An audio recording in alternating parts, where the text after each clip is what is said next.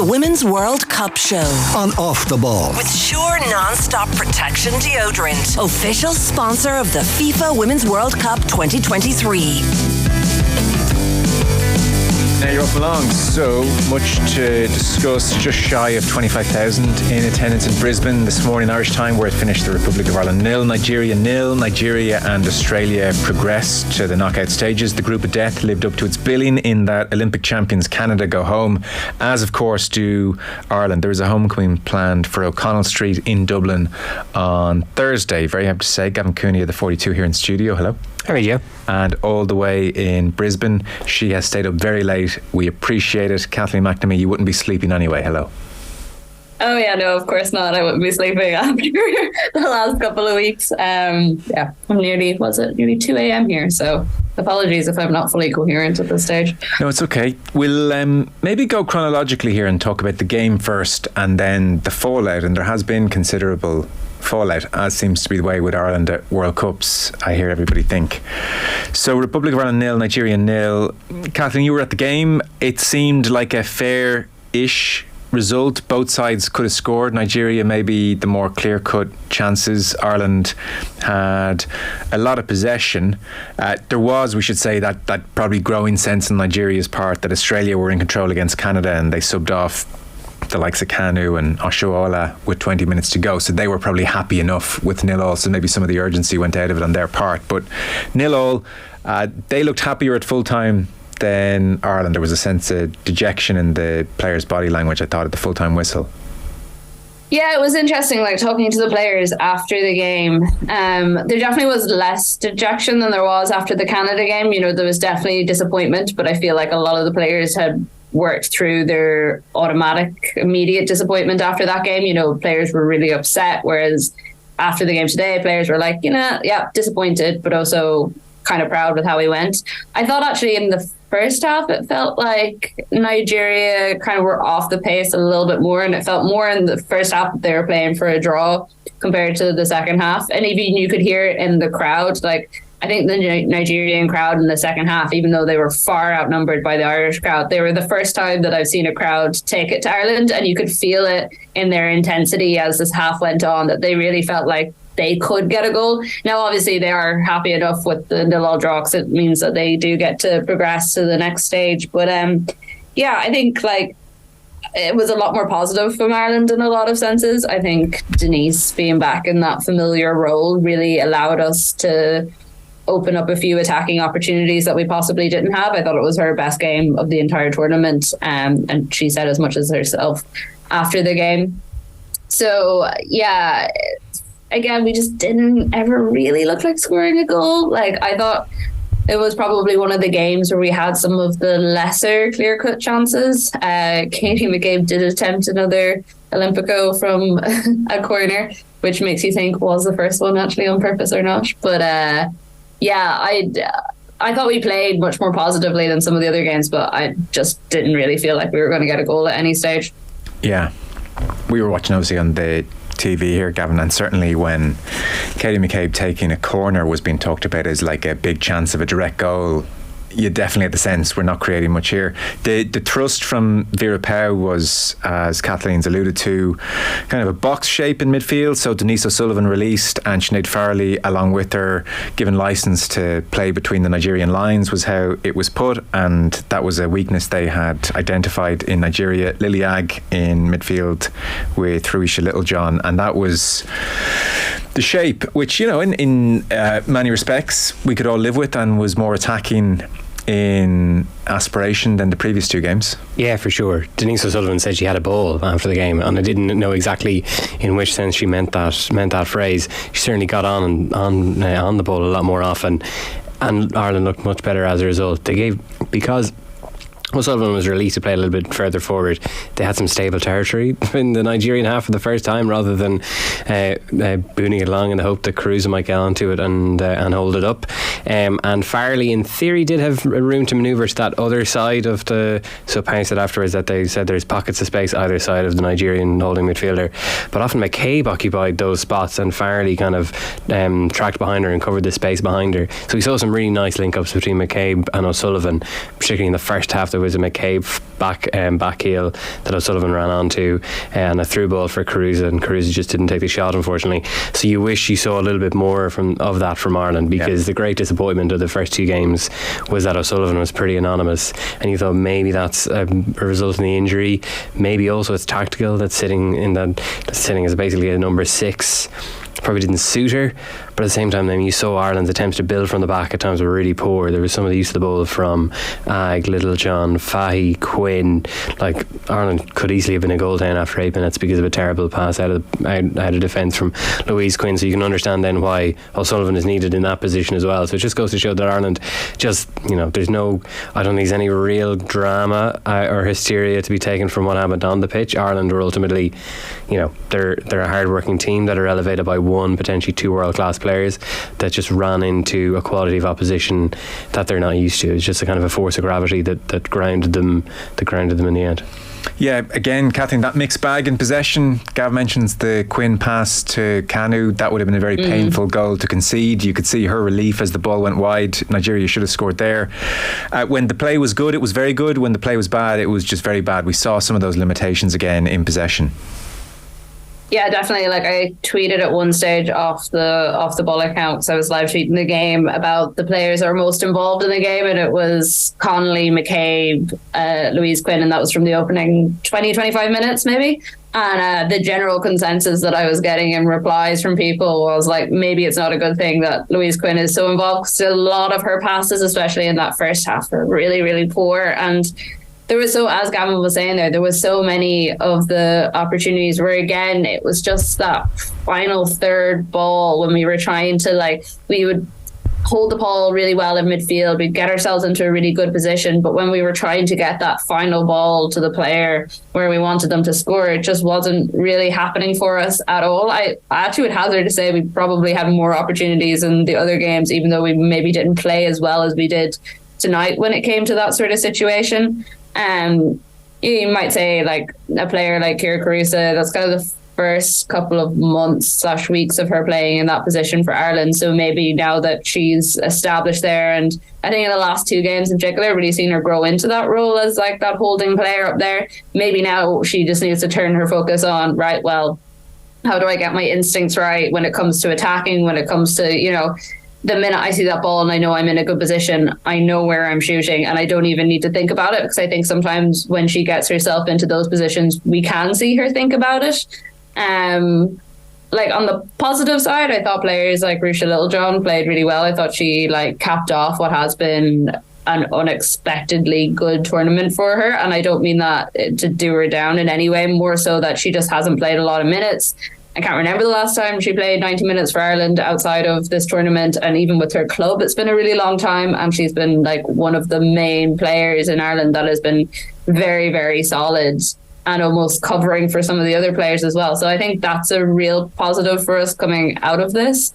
But yeah, definitely seeing the lack of depth in our team as well. And again, even the players who came off the bench, they weren't given enough time to do anything. If the players came on too early in Canada, they definitely came on far too late in this game. Yeah, well, that will bring us on to Katie McCabe in due course. Second half, Nigeria, certainly in the early part of the second half, they had some great chances. There was the Courtney Brosnan save from Kanu, which was a fantastic save and had echoes of Gordon Banks' header into the ground save, tipped onto the crossbar. And then a moment later, Oshuala had another chance, which again, she probably should have scored. So really, Nigeria probably had 3, if not 4, gilt-edged chances to Ireland's none. So draw, probably an okay result. As that second half continued, Kathleen, was your sense that Nigeria were happy enough to take 0-0 and were sitting back and were saying to the Irish back 3, listen, by all means, have the ball? I didn't really get the sense that they were sitting back, to be honest. There was definitely a couple of I felt more nervous that Nigeria were going to score, and I thought they were going for it a bit more than we were in terms of getting that, or maybe just even the opportunities were better than our ones. As I said before, sometimes with these things, when you're in the moment and you're totally focused on the game, it's hard to know, but the crowd were very much egging their team on and asking them to go for a goal, and it felt like the team were responding to that a lot. I think they obviously went in at halftime and saw the result in the Australia game and knew that they would likely be safe.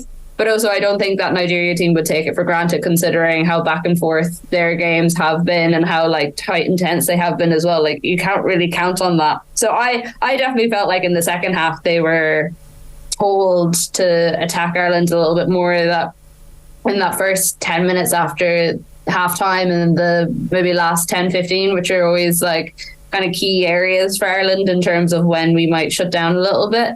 I saw them going for it more so than I thought that they were stepping away and kind of inviting pressure, because I think they would know that inviting pressure from this Irish team is a situation you don't want to do too much, because eventually you will get a free kick or a corner or something.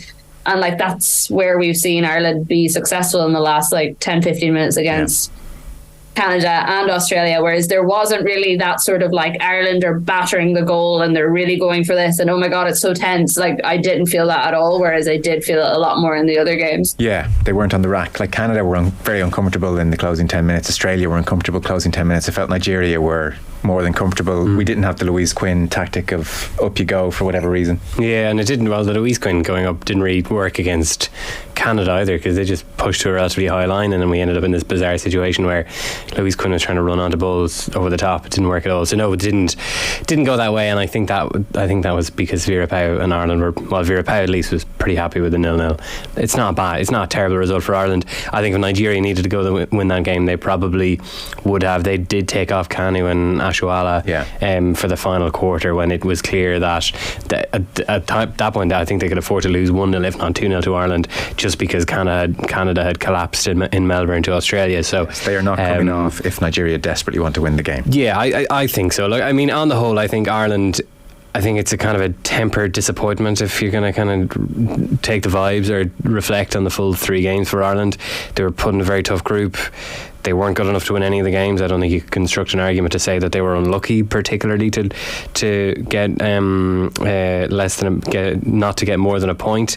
They were good and competitive. I mean, there was only 1 goal deficits against Australia and then Canada, and today 0-0 was a perfectly serviceable and adequate result. I think it would have been a little bit different had Nigeria had a little bit more on the line. Yeah, I suppose, Kathleen, to take that broader view and sum up the football, there was a distinct fear Ireland would lose all 3 games. They didn't do that. There was a distinct fear Ireland might not score a goal. They scored 1, albeit not from play. They certainly didn't take any hammerings. There was no woeful day at the office, so they were competitive, which again is something they can say, well, we belong at this level. We're a sticky-ish game for teams at this level. So I don't know, that's kind of about breaking even in comparison with how we felt on the eve of the tournament. Yourself and Sinead were on that night. We were worried of a 3-0, 3-1 loss to Australia that night, albeit Sam Kerr we thought would be playing. But either way, in that context, it is, to use Gav's word, a serviceable, acceptable-ish group stage without kind of reaching out and grabbing the country and having those big moments. Yeah, like, I recorded the Koi Gig podcast just before this and I'm chatting to Emma Byrne about it, and she was astoundingly positive at the other side. She was like, yeah, you can see the bones of what this team are trying to do. Like, they've made it to their first major tournament, they've broken that barrier, and they're going to take so many lessons and learnings from this. And, you know, she was kind of agreeing with what you're saying. Like, while we didn't win all those games and we did lose and it was narrow, it was competitive, and like there was very few moments in the Australia game or the Nigeria game where I was like, okay, we're actually playing at a level that is way, way, way above us. I think like the period where the 2 Canadian goals went in, you were a bit more like, okay, this could go badly wrong, but then it didn't in the end. So yeah, I think overall you can look back on this tournament positively. One thing you mentioned there was, you know, another moment, another goal. I think that is one of the things that will reflect on this tournament and wish, even just for the fact that it is the first tournament, that we just had a few more of those, even if it did result in a loss on the other side or a draw.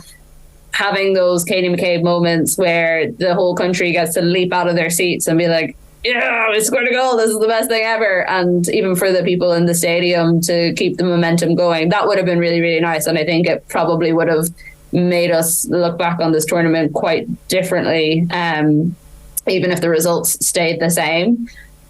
So yeah, it's weird. I almost feel like I've been so in this bubble for the last 2 months, really, because even in the lead up to this tournament, there was so much about who was going to be in the team and what can we do and what's realistic and what's not realistic. And I felt from the very start that we were optimistic going into this group with the sort of green glasses on that we did in terms of what the results were going to be. And I don't think the results that we've got are all that far from what I actually imagined.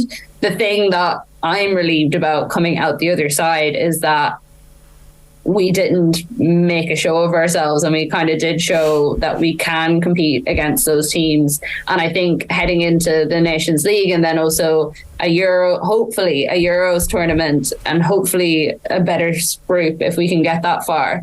I do think we can do something, especially if this team has more time to gel together. Like, we forget that it's only been a couple of months since several members of the squad joined in and our systems totally changed and we played a slightly different type of football than we have for the last couple of years. So there's a lot to build on and a lot to grow, and hopefully players will stay fit and will actually be able to see the fruits of this tournament. Gav, a word on Vera Pauw's performance? Those damned shackles. That undercurrent is there. Well, here we are now. I mean, it's the same. This is the eternal discourse that we've had around the men's team as well. Yeah. I mean, like, we all want to throw the shackles off, but we quietly tell ourselves and worry that maybe the shackles are all that's propping us up. You know, maybe we're not actually capable of doing more. And this is like, we've had this debate now for 20 years around the men's team, and we're having it now around the senior women's team. To what extent are we attacking? Are we limited attacking wise, or to what extent is the manager limiting us attacking wise? Vera Pauw is obviously a very defensive manager. Like, she went into the Canada game and said, yeah, I mean, must win game, but the first part of winning is not losing. So that will tell her all about, and tell you all you need to know about her emphasis. Obviously, all coalesces around the fact that Katie McCabe plays at left wing back rather than further forward. I think there's enough around this tournament to suggest that obviously Pauw is defensive. Is she overly defensive? Perhaps so.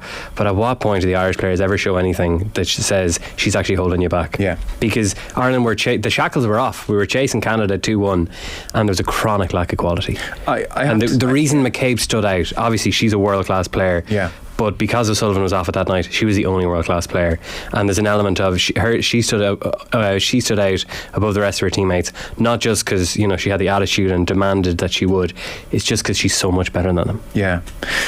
I have to say, Kathleen, I probably do agree with that. I find some of the criticism of Pauw's approach as being overly defensive a little bit unfair. I think she's making a pretty informed decision on the quality she has at her disposal. We're just never going to be a high scoring team. The quality isn't there at the moment.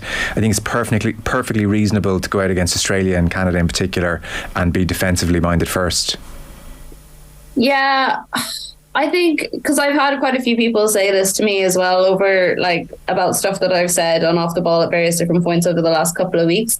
And for me personally, it's not massively about Vera Pauw playing defensively as to why I think that her time as Ireland manager might be up. I agree with the points that both you guys are making. I think she made the best of the players that she had in front of her, and we are never going to be a team that goes out and scores like 5 or 6 goals unless we manage to develop, I don't know, like 3 Katie McCabes and 3 Evan Fergusons that we can just like put onto the one squad.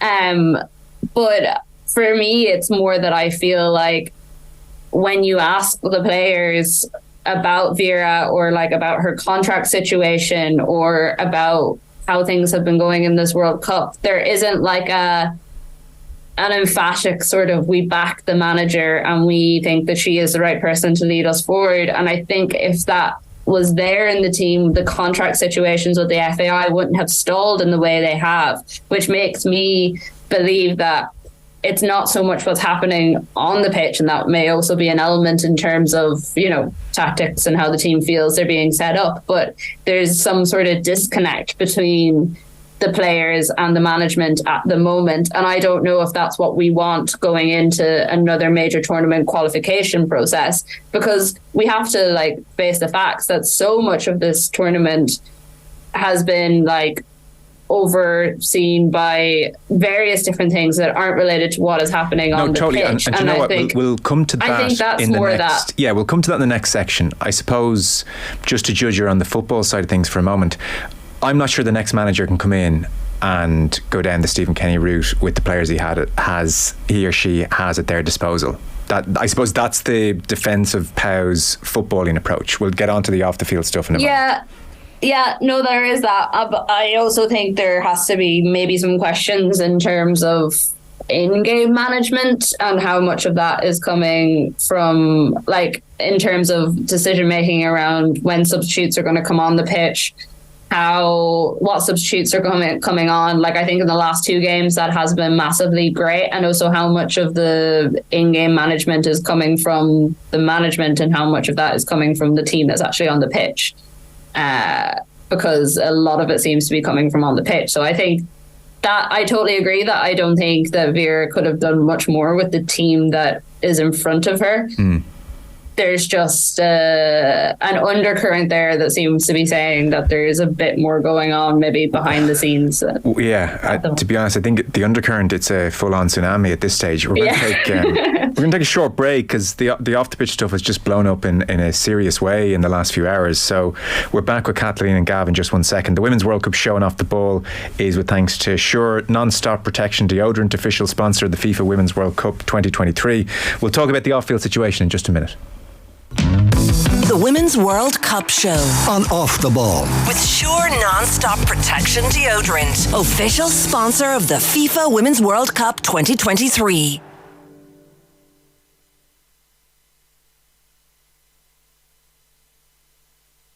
The Women's World Cup Show on Off the Ball with Sure Non-Stop Protection Deodorant, official sponsor of the FIFA Women's World Cup 2023.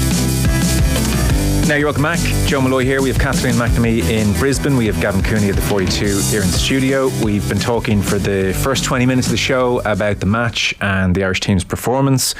Now to the off-the-field situation, which is just very striking and strange and at odds with this feel-good sense that this tournament was meant to represent in so many ways.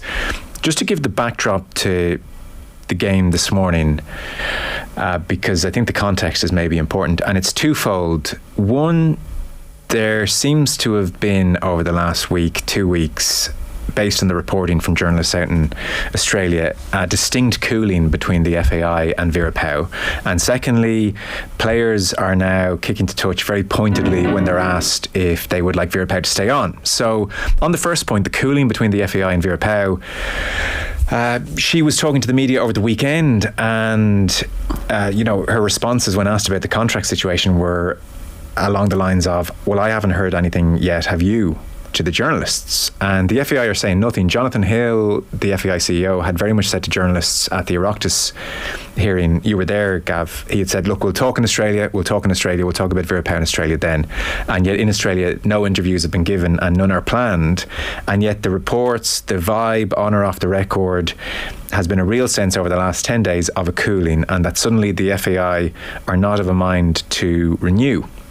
And then to the second point on the players kicking to touch, I suppose we saw Katie McCabe before the France game asked if she'd like Vera Pauw to stay on, and she said, that's not my job. And then over the weekend, Lily Agg, Lucy Quinn, Ciara Carusa and Louise Quinn all dodged that question with, we're thinking about the next game, we're not thinking about this now. Louise Quinn quipped, I haven't thought what I'm having for lunch later. And so probably in that context today takes on a certain resonance. Kathleen, you're out there, you can probably give us the best sense. Katie McCabe seemed to go over to Vera Pauw. There was an exchange during the game, and Vera Pauw expanded on this in the press conference. Katie McCabe wanted fresh legs. So what Vera Pauw said was, if Katie McCabe says she wants a change, she's not the coach. Everybody was doing so well. I said, what do you want, Katie, to take our best player off? And Vera Pauw said, we made the changes that were necessary. Now, she said she had no problem with McCabe's coming over to her, but said she would make the final decision. And in the course of the press conference, Kathleen, she revealed that Katie McCabe was talking about Sinead Farrelly, which I suspect is not something Katie McCabe was thrilled to have been made public. And McCabe has followed that up by simply tweeting an emoji of a closed zip over mouth face and nothing else. So take that wherever you want. This is extraordinary, really. Yeah, so the first we heard of it, because we were quite high up where the media room is, but someone who was sitting down near the dugout where the Irish team was sent a message in to say that Katie is screaming at Vera for fresh legs. Now, we only heard that side of things. It was Vera who added it was Farley she was calling to take off. And again, you can't really comment one way or the other on that because we weren't there, we didn't hear it, but I'd say Katie would not be happy at all that was what Vera said. Look, Vera and Katie have said for a long time that they have a very frank, open, honest conversation. They've admitted to, getting angry at each other at various different times, but that they always know that it comes from a place of both player and manager wanting the team to be successful. So I feel like this is probably in the context of all the stuff that you just mentioned there, the players avoiding the question, the cooling of things at the FAI. This is probably blown up a little bit more than it would if that wasn't all rumbling on in the background, because I think it was. I initially, when it happened, I was like, okay, this is very normal for Katie and Vera to kind of be shouting at each other like this. I didn't think too much of it in the long term. But I think, even the way Vera was answering questions in the press conference, she was asked, do you think this is your last game? And she was very clear that she didn't think it was, and that she still had games left to play. And then she was also asked, would she be at the homecoming on Thursday, which was a very pointed question. And she looked shocked. She was like, well, why are you asking me this? Of course I'm going to be there with my team. I think the contract negotiations cooled a long time ago, because there was a thing that they were going to do it before the World Cup and they were going to sort her contract before the World Cup.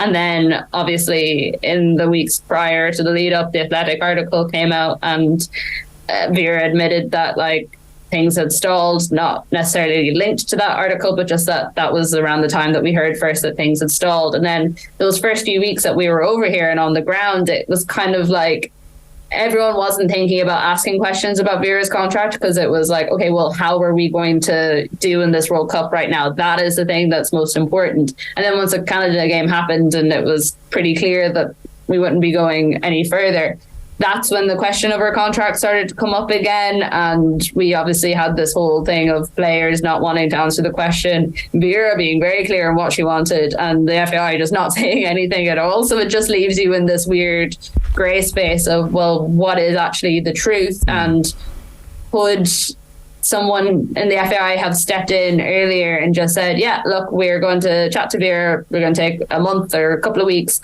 once the World Cup is over, and we're going to have some chats and negotiations with her, and then we will answer everything. And it probably again would have doused some of this fire that's now happening. But instead, we've seen them not say anything, or the problem with them constantly seems to be either saying something far too quickly or not saying anything at all.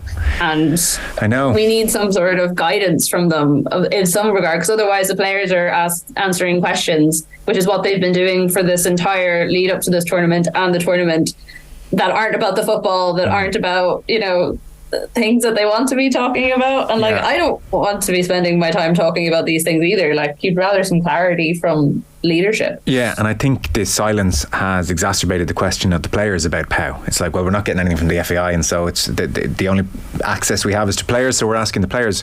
We'll just play the clip of Vera Pauw in the press conference asked here by Dave Kelly about the exchange with Katie McCabe, and then there's a follow-up by Gavin Cooney of the Irish Times. Just have a listen. It seems Katie McCabe was quite vociferous in trying to get some changes onto the field, but they seem to come much later than the last game, probably different circumstances. Why would we change? That's why I'm asking you the question. I don't know what if Katie McCabe says that she wants to change, it doesn't mean she's not the coach. Everybody was doing so well. So I said, what do you want, Katie, taking the best player off? No. Just to confirm there, so your captain, Katie McCabe, asked you to make changes and you refused. Is that correct? Fair comment? No, because a player doesn't ask and you refuse. A player can ask always. As a coach, it's not a refuse. As a coach, you make decisions on what is necessary. A player can say everything to a coach, at least to me. What did she say? That she wanted fresh legs. Yeah, on her side. And why didn't you make that change? Because everybody was doing so well. Sinead Farrelly was arguably the best player on the pitch at that moment, so I was not prepared to take the best player off. So, well, I suppose a few things, Gav. I mean, Vera Pauw's perfectly entitled to tell Katie McCabe to go jump. Like, Katie McCabe has no say in team selection. I mean, like, some of the questioning there is how you refused your captain. I maybe that's not how Gav meant it, in fairness, but I think Vera Pauw's entitled to say, like, I refuse. I mean, there's no refusing. I just make the decisions.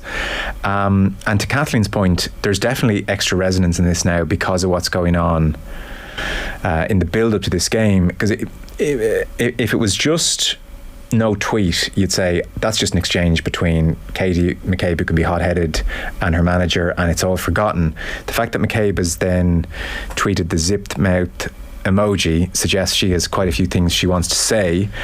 And Katie McCabe, more than any other player, because she's in a lot of the press conference, she's aware of the context around Vera Pauw, that Pauw suddenly looks like this very weakened figure, and so she would on some level understand what tweeting would represent. So this looks serious. This is a circus. I mean, like everything at this World, every turn Ireland have had at this World Cup has been overshadowed by something going all the way back to the playoff in Glasgow. You didn't need a master's in behaviour and human behaviour to understand that when McCabe sat beside Vera Pauw at the press conference before the France game at Tallaght Stadium, that there's not a huge amount of warmth there. Does there need to be a huge amount of warmth between player and manager? Not necessarily. There's evidently not a huge amount of warmth between the players and Vera Pauw. Just read all the comments that they've come out with. Yes, they're being put in a slightly invidious position by the FAI's Trappist vow of silence. These are the only people to whom the journalists have access, hence they're asked the question, but they could be more vociferous if they truly wanted Pauw to hang around.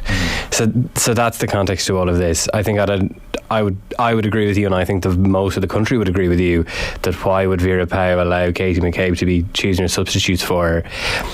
It's when you hear the name Sinead Farrelly thrown in there, you think, is that an individual thing with Sinead Farrelly? To give McCabe a little bit of credit, it could be tactical. Every time she went forward, Farrelly filled in behind her, and the whole debate about McCabe in this team is to whether is to how Ireland can get her further forward. Is she being limited? McCabe herself clearly wants to go further forward. So that's to give a little bit of exculpation to McCabe on it.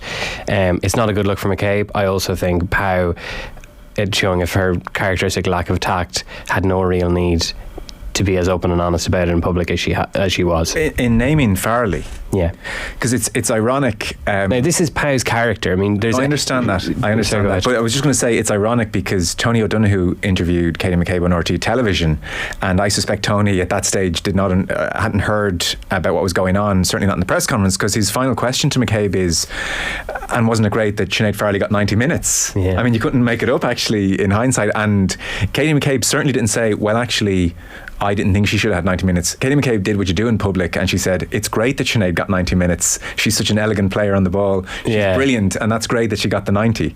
So to then walk back in and find out that she's been outed by her manager as saying get Farrelly off, and Farrelly's in the dressing room with her, and I can now see why she took to Twitter. Yeah, that's a good context to add, because there's a sense of personal achievement in Farrelly playing 90 minutes. She's come back after 7 years out of the game, having subbed on the hour mark the last 2 games, and she herself, Farrelly, had given an interview to Tony in which Tony asked her about, and you said you'd do it, you'd be able to play 90 minutes, and said I did, and there I went and showed it. So time now is effectively a flat circle. Ireland are coming home from a World Cup, and we're wondering about a potential rift. Well, not much of a potential, it's a definite rift now, playing out in public between the captain and the manager. And if you were to say, and then there's also this kind of weird situation in which she's now out of the contract. We don't really know why the FAI have stalled on it. They were clearly eager to renew up until recently. Up to a point, it gets to the stage where, okay, we'll suspend it and concentrate on the tournament. But ultimately, because the results haven't been there and there's nothing else to talk about before the third game, it's dominated to the back end of the tournament, her contract situation. So this is now, if this comes down to will Pau be given a new contract, or like what's the relationship between McCabe and her? Ultimately, history teaches us that if the best player and the captain has an issue with the manager in that situation does not win. Kathleen, what's your sense of the FAI's grand change of heart here? Because they absolutely, and look, I'm not going to make my points again about how they behaved in December, but I mean, they bypassed the team completely. They bypassed any kind of protocol completely on the back of the report's publication to give a full public backing of Vera Pauw in December, and they've qualified for the World Cup. They've put in perfectly credible performances, and yet somewhere the week before, and then the stance seems to have hardened across the last couple of weeks based on reports, they've decided she's no longer the person for the job. Like, it's not a football decision, because the performances haven't been so bad as to say this is fractured, this isn't working anymore. So I can't actually pinpoint when or why the FAI have suddenly done a complete U-turn on Vera Pauw. It's not clear to me. Someone suggested maybe they would have been unhappy that she had almost prompted the Athletic piece, like a sense of, geez, Vera, we backed you in December, and then it seems it was you that initiated the Athletic piece. Could you not have left it all well enough alone? I mean, that's about the most credible theory I'm working off, because I can't actually see or understand this massive U-turn on the FAI's part when it comes to Vera Pauw. Yeah, I know I've tried to pinpoint it myself as to when I've definitely felt it heat up since we've been over here, but there was just that last press conference before we left, the one in Tala where it was Katie and Vera. Yeah. It's so hard to explain to people who weren't there what the mood was like in the room and how tense it was. And, you know, that was supposed to be the last time before everyone left to go for a World Cup. And, you know, questions about injuries and about, you know, all the footballing stuff that you would expect. But the attitude in that room from every single person, whether it was a official, whether it was Katie and Vera themselves, the journalists, it just felt like something had tipped somewhere and it had gone over an edge. And I wasn't sure going into the World Cup if they were going to be able to bring that back. And there was such a clear and obvious frustration, even after the game then, with the players being asked about the article again and the allegations again, that I wonder it's not so much that it was a massive U-turn that was provoked by something massive, if it was more just a gradual building up of like, we can't sustain this pressure anymore. And the players were already under insane pressure going to their first World Cup. Was it just a dam that kind of broke? And I feel like it's more that. I even look at like Vera's attitude to whenever she picked the squad, and you know, talking to her the next day and her saying like, it was like the worst day of her career, having to tell players that they weren't going. And anytime you tried to kind of turn the conversation around to something more positive, it was just all negative. Like I asked her, I think I was like one of the only people that was like, wait a second, we're going to a World Cup. You've just told 23, 26, if you want to include the 3 that were provisional players and might be able to get in the squad, that they're going to their first ever World Cup. Like, is this not really exciting? And her response was just so down and out. And I was like, God, if you're a squad and that's the general attitude that the management is going into, because you're going to be probably a bit more open with them than you are in front of the media, what is the atmosphere like in the dressing room and how are players reacting to this? You know, that's a chance for the manager to say like, really hard that some of these players aren't coming, but also positivity. Yes, we're going here. Yeah. And I wonder if behind the scenes has that been happening more and more, and that's where the build-up has come, because I don't think there's been any one incident that has particularly changed things, apart from maybe tonight, which may have been a complete nail in the coffin. Yeah, and I guess the other point is, Gav, we don't know how contract negotiations were going. Maybe we're proving tough for some reason, and relationships can fracture amidst negotiations like that. What's your sense, though, of the FAI's journey here from December to July? Well, I don't understand what extra baggage was here this month or last month and that wasn't there in December. Like, the Athletic article, in all fairness, was largely a reheat of what was in the December article, which they unequivocally backed Vera Pauw. And I know there was criticism about them not commissioning a review into and dealing with it at the time. I have a little bit of sympathy and understanding for why they didn't do that. But in December, I asked Jonathan Hill, had they done due diligence to ensure that there were none of these issues involving the Irish players? And he said correct, absolutely. So they were back then, they were fully confident that whatever the hell went on at Houston Dash, and that is denied by Pauw and she's going to fight to clear her name, that there were no such issues with Ireland. So I cannot understand. I'm in the dark on it. I can't understand what has changed and why there has been a cooling off. Maybe there's a sense that there's evidently the players are cool on her. They're not going to come out. The players certainly did not perform for her at the World Cup. I don't think there was any kind of insubordination of people not following game plans or anything, in all fairness to them. Maybe there's a sense of cooling off. Maybe we've had enough of this person. But if you went away for 6 weeks with your boss, would you not kind of at times be rolling your eyes and think, is this not a bit much here? I actually think it's a bit of a risk for the FAI not to renew that contract, because not qualifying for the Euros now is a failure for this team. And the Nations League campaign is not the most demanding campaign, but it's a sprint. It's from September to December, and after that Ireland will know whether they're in the playoff or they're out. They can't qualify automatically. It all hinges now on games starting in September, so it is a bit of a risk now to jettison Pauw and bring in someone new. I don't think the individual attacking quality is there to automatically assume someone will come in and build on what Pauw has done. I don't think I think that's a dangerous assumption to think that there's someone out there that would automatically take the team to the next level.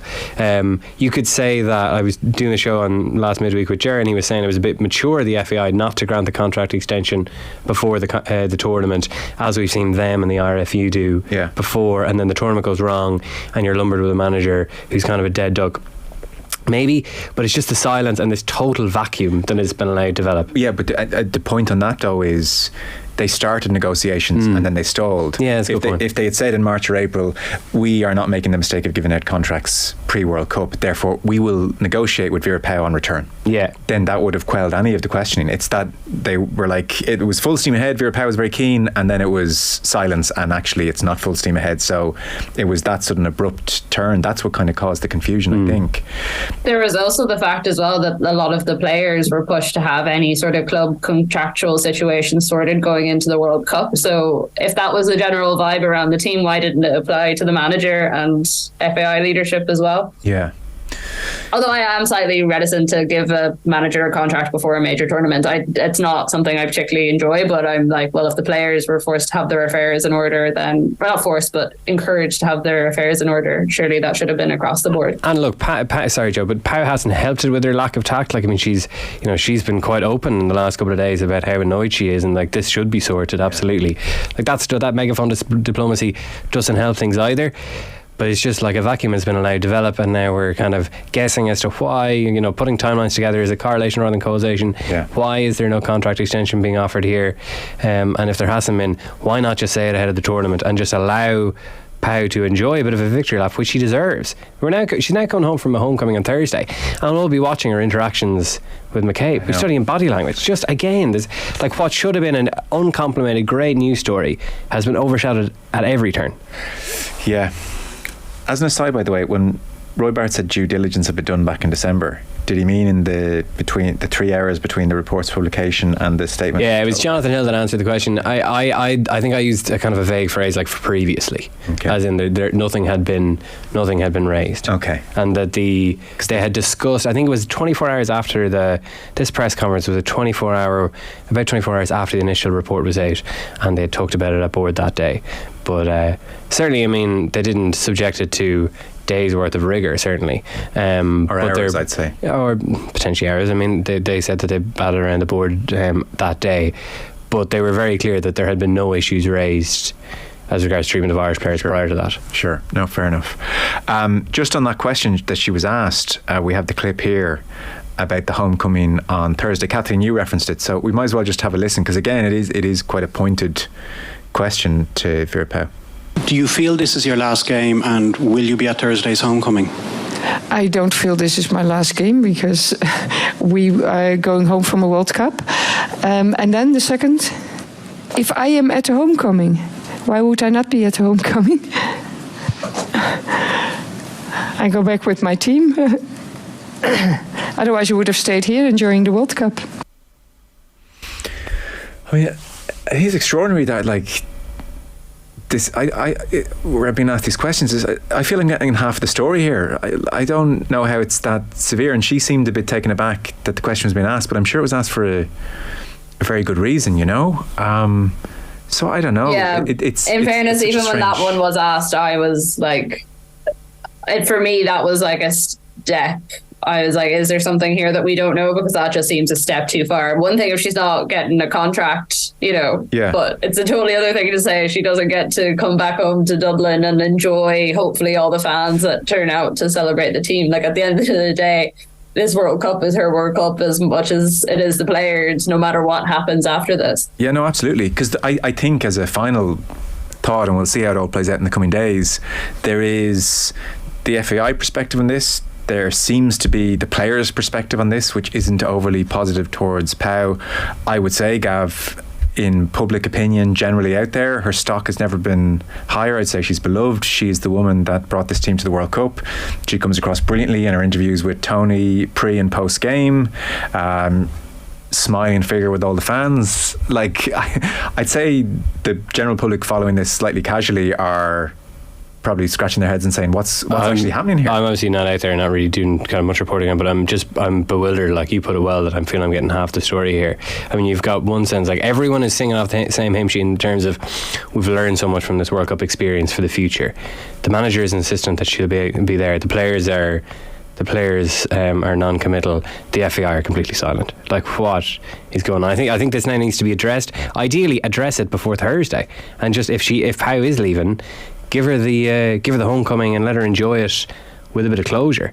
Again, it's just, you know, like to say, I mean, if you're rationally analysing Ireland's games, you have to say, look, 1 point, 1 goal against top opposition in our first World Cup. Yeah, we can't be expected. Couldn't have expected much more.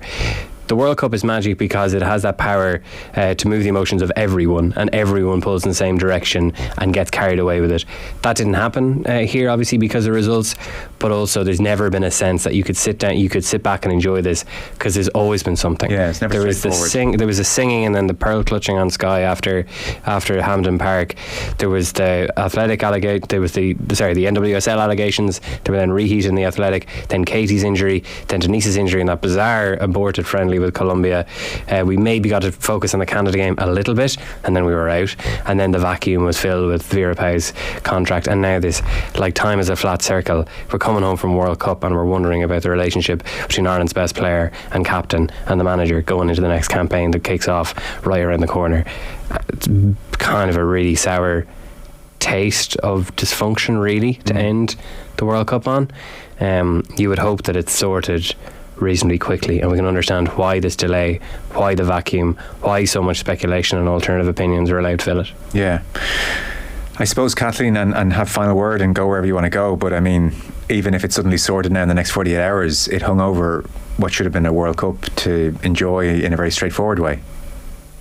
Exactly, and it's everything that Gavin has just said there. There's been so many points where I've turned to various different people reporting on this and just been like, would it not just be nice to talk about the football and not anything else?